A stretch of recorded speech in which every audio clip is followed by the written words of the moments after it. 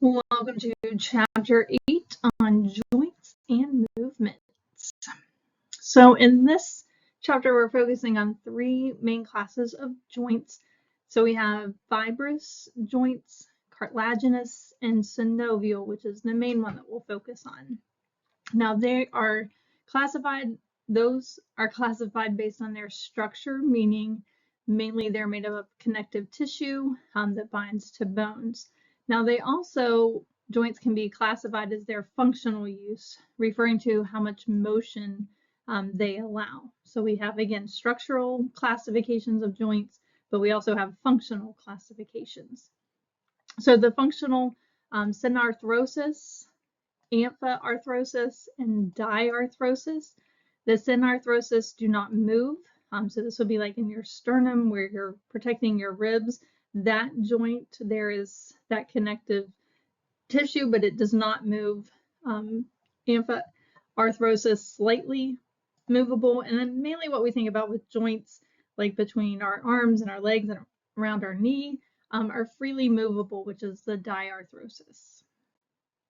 So starting first with the fibrous, the characteristics here, as the name implies, it's made up of fibrous connective tissue. So there is no joint cavity. We'll see that more with the synovial coming up. And these would be some that have little or no movement. So again, the synarthrosis. And some examples of these are sutures. So we'll look especially around the skull, syndesmoses, and then gonthoses. So again, here starting with the skull, of these suture joints that are a type of fibrous joint, especially looking here at an infant or fetal skull. So we have the frontal bone here, parietal bone, occipital, but then we have these sutures that are shown here in blue. So the coronal suture connects the frontal bone to the parietal bone. Sagittal is connecting the two parietal bones, and then the lambdoid suture is in the back where that occipital bone is going to be. So again, these are opposing bones of the skull, so it allows for growth, especially again, we'll see here the fetal coming up. The periosteum of one bone is continuous with the periosteum of the other. So again, it is separated by these sutures, but we do have a continuous periosteum. Again, that sutural ligament, those two periosteal, plus the dense fibrous tissues in between. Now in the adult, that can ossify completely. So again, those ligaments that are there can completely ossify and become bone and hardened, and that's synostosis. And then the fontanelles that we'll see coming up, this is the membranous area in the suture between the bones, and especially again, the infant skull that still needs to be able to grow. These fontanelles, again, just much more flexible with this membrane, allows the change in shape of the head during birth, especially coming down the birth canal, and then the rapid growth from birth through even adolescence. All right, so again, just kind of looking here at the fetal, showing those fontanelles. So again, here we have the fontanelles in the same place that those sutures are going to be, but again, they haven't ossified yet. So we have these membranous connections, so again, much more flexible. And then here at the top, especially the frontal fontanelle, this is the baby's soft spot that we talk a lot about during infant care and protecting that, because again, this is a pretty large area. It's important, again, as the baby's squeezing through the birth canal, but also during that rapid growth, especially during the first year. But again, this leaves a large area here under this fontanelle where the brain is more sensitive because it's lacking that ossified region. All right, now looking at some of the other joints, so the syndesmoses. So these bones are further apart than a suture. So again, we're looking here at the radius and the ulna, and all the space here in between is connected by one of these syndesmoses. Again, there's some movement can occur, but very little, as we see with all these fibrous joints. And again, the example here is the radio-ulnar that's connecting the radius to the ulna. Now the gonthoses, These are a specialized joint, kind of like the pegs that fit into a socket. And one of the examples of this is the periodontal, so in our teeth, ligaments that hold the teeth in place, hold the teeth in place. And inflammation can occur of these, and that's what leads to gingivitis. So an infection there of this ligament or this joint, and then ultimately, if that continues, it can lead to a disease state called periodontal disease. So again, here is our the gumphs in between here that again are connecting our teeth to the gums, so all in this area.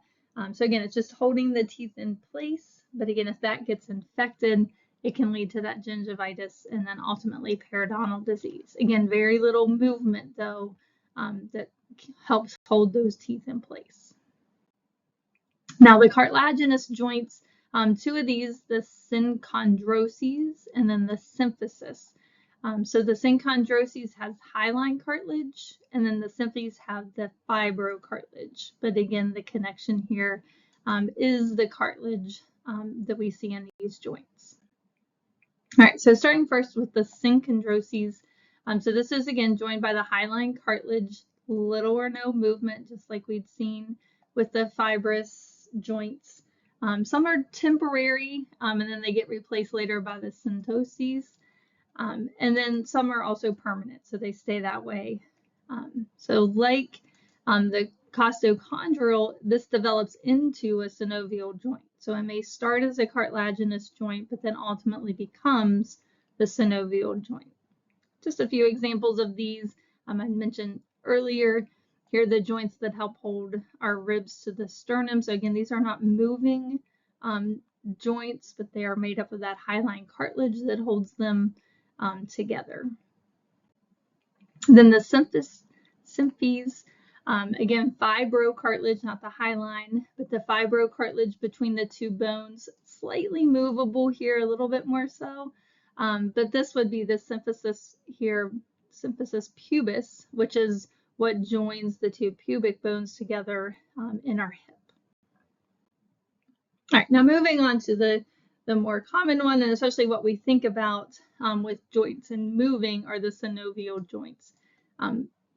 They have synovial fluid, so this makes sense. So again, these are going to have a cavity that the other two lack, and these have a lot of movement within them.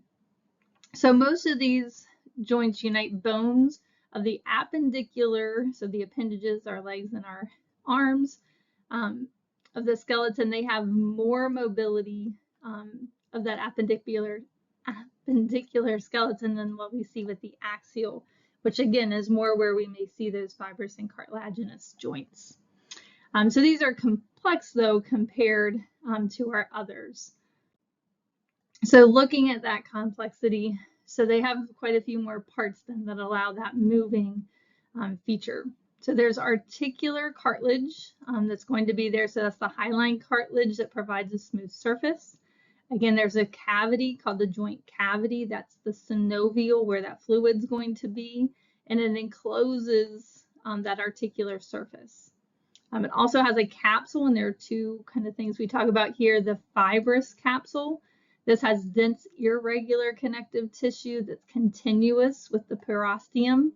And portions, though, may be really thick to form the ligaments. Then that synovial membrane and fluid, of course, as the name implies, it's a membrane that lines the inside of that joint capsule. Exception, though, at the actual articulation of articular cartilage, so where it's actually joining. So it is thin and delicate, so it can tear, sometimes separates from the capsule by areolar connective tissue, and then sometimes it's merged with the fibrous. Now that synovial fluid that we mentioned earlier, this is a complex of sugars, polysaccharides, some proteins in there, some fat, and other cells as well. And then it produces hyaluronic acid that makes it slippery, which allows that movement to occur without kind of the grinding that we want to have. So we want nice, smooth movements.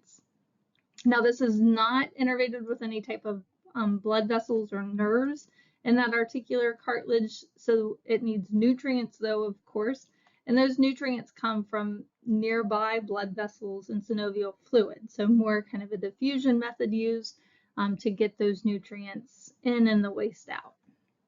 And then the nerves are in the capsule that help the brain know the position of the joints. So if we look kind of at the general structure of the synovial fluid, and this is more what you'll look at in the lab portion. But again, we have the nerve coming in here that's on kind of that outside cavity. So again, the brain knows what's going on, but it's not going all the way on the inside there to the joint. It's just on the outer side. Same thing here with our blood vessels. Again, not coming all the way into the joint. So there's that joint capsule that we see here, kind of that lining around it, of course, the bone here. And then on the outside parts of the bone on both sides, we have that articular cartilage, and then the gap here, or cavity, called the joint cavity, which is where that synovial fluid would be to, again, allow that nice smooth movement.